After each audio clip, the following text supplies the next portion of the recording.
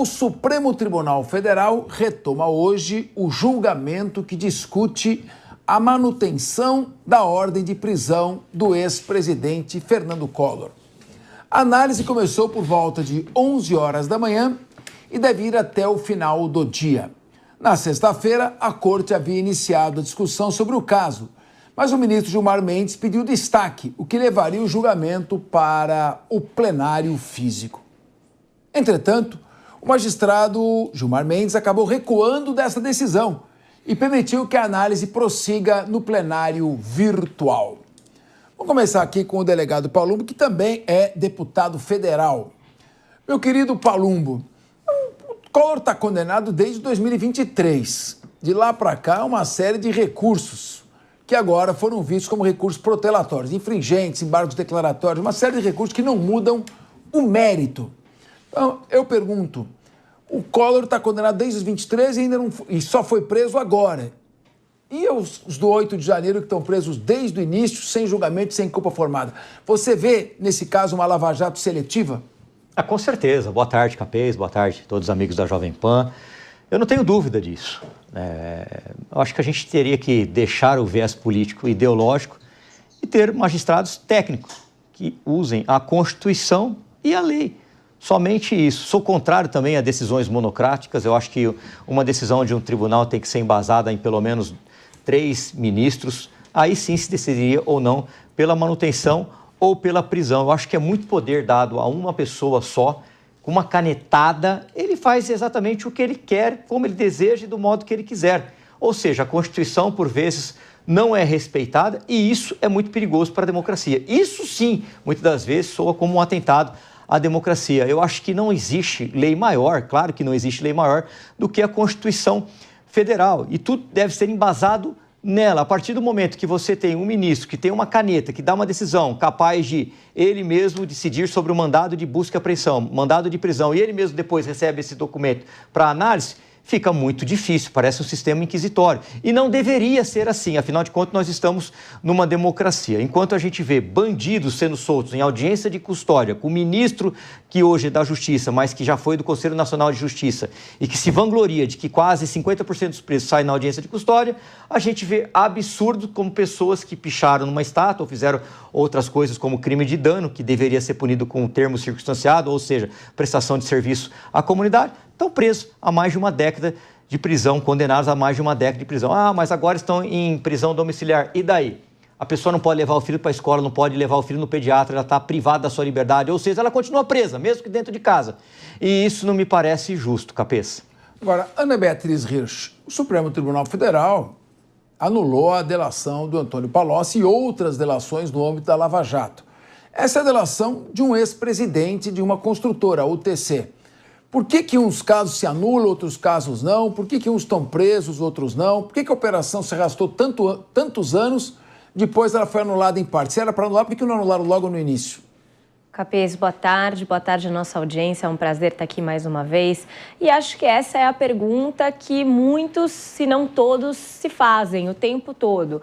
Porque existe aí uma divergência interpretativa, uma distinção no trato de determinados, não digo nem processos, porque muitas vezes as questões acontecem dentro dos mesmos processos e isso, infelizmente, tira toda a segurança jurídica, tira toda a confiança que a gente tem no nosso sistema jurídico e dá margem para questionamentos, que eu até acho que em parte são muito inflamados por narrativas, mas em parte também tem sua justificativa, tem seus fundamentos, porque são questões como essa de, por que fulano está não sei quantos anos na prisão e esse está solto até agora? Por que solta um na audiência de custódia, o outro está preso há 2 anos porque passou batom na estátua?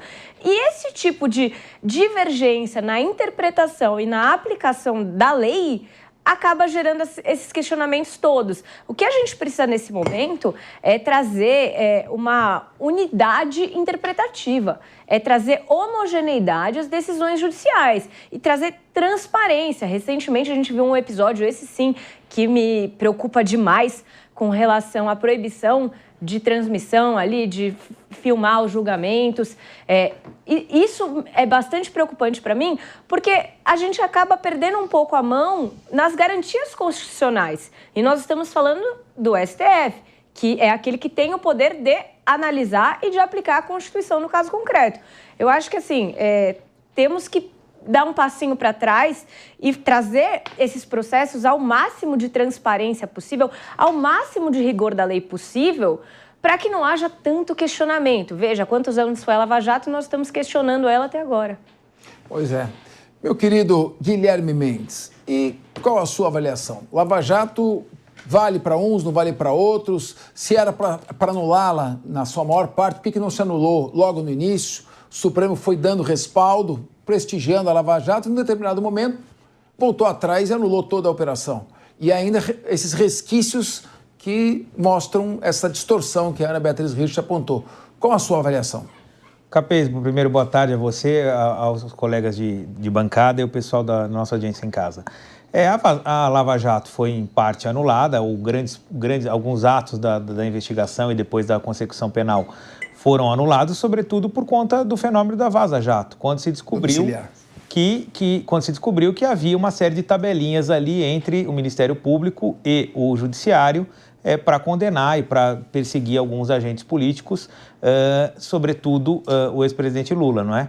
E a hora que essas informações vêm à tona, de posse dessas informações, foram feitas investigações e foi declarada a suspeição do grande condutor da investigação, que é hoje o senador Sérgio Moro. Então, em razão disso, que não se trata de insegurança jurídica, se trata de fato novo. Quando você tem um fato novo que denota uma falta de isenção, uma falta de imparcialidade, isso é declarado, não sou eu que estou falando, isso foi declarado como decisão judicial.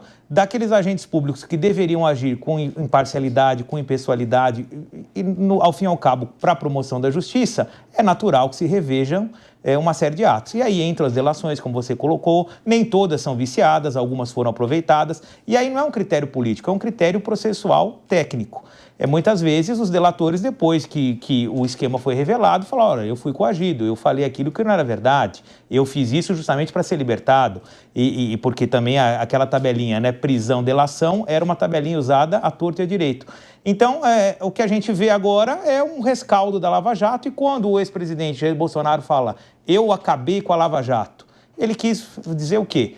Eu acabei com o ativismo judicial político, que estava ali atuando contra a classe política indiscriminadamente, não só de direita, de candidatos e homens públicos de direita, como de esquerda. Havia, assim, um desejo de se usar a justiça, os mecanismos da lei, para se ocupar espaços políticos, como depois nós viemos a assistir, já que muitos desses nomes aí vieram a se candidatar a políticos, que na verdade sempre foram políticos, só que eram políticos que vestiam toga. E aí não dá para misturar, né?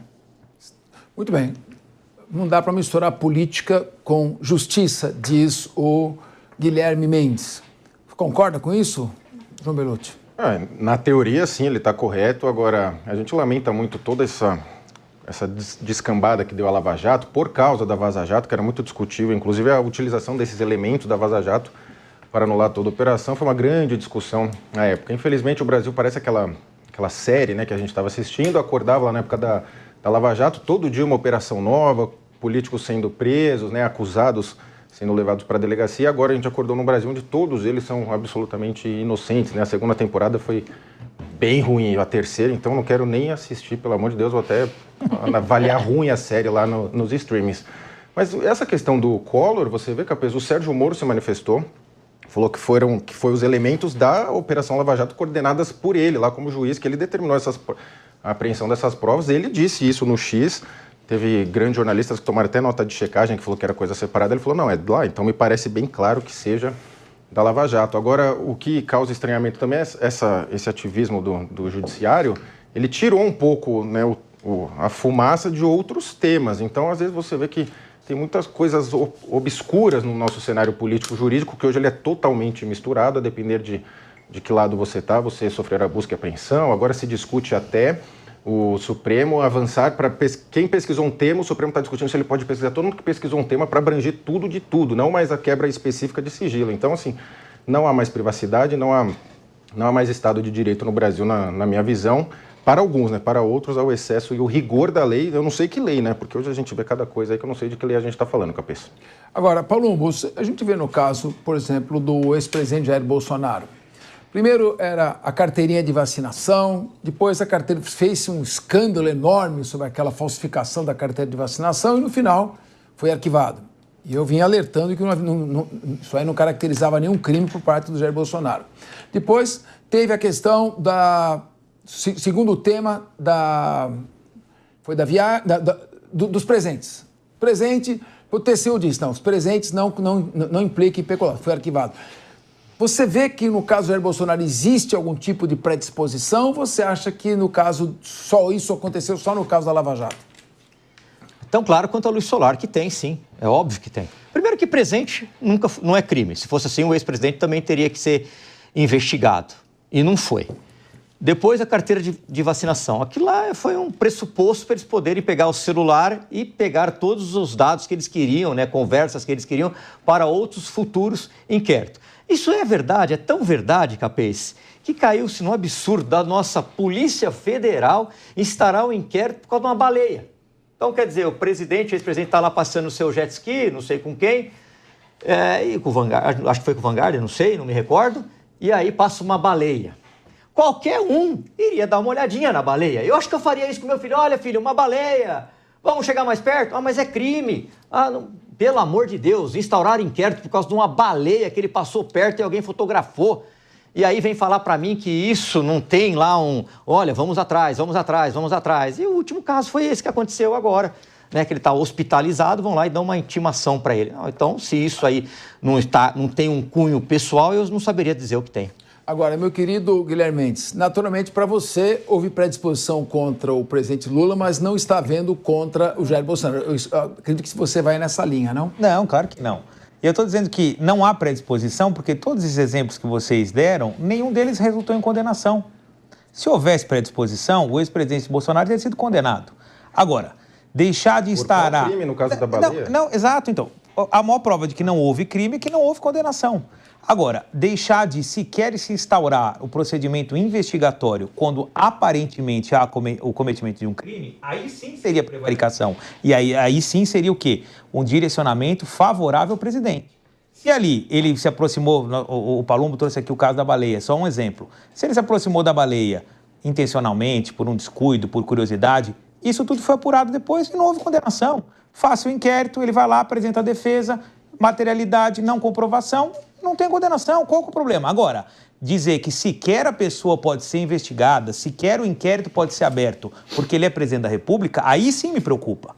O presidente da República, como homem público, tem que responder a qualquer tipo de chamamento. Se ele é chamado para se explicar sobre as joias, que também não foi condenado, não há problema algum. E depois sobre a carteira de vacinação, e depois sobre a baleia, nesses casos não houve crime nenhum, tanto é que ele não foi condenado. Agora, dizer que sequer o procedimento pode ser instaurado ou que a instauração do procedimento é um ato de perseguição, aí é muita forçação de barra. O presidente da República pode muito, mas não pode tudo. Tanto ele quanto eu, se a gente tem a suspeita de cometimento de um crime, tem que responder por ele na etapa investigatória, que foi o que aconteceu. Tá bom, só para... Você quer fazer uma rápida intervenção? O presidente não pode nem andar de jet ski, se passar uma baleia, e a Polícia Federal vem com tudo. Para cima, não tem o que fazer, não. Deve ser isso. Não tem o que fazer, vamos instaurar um inquérito. Muito bem. Nós podemos gerar o assunto, né? Claro que fica registrado que o Guilherme Mendes disse a questão dos presentes não era nada. Mas não era isso que ele vinha falando quando o assunto estava em alta como narrativa.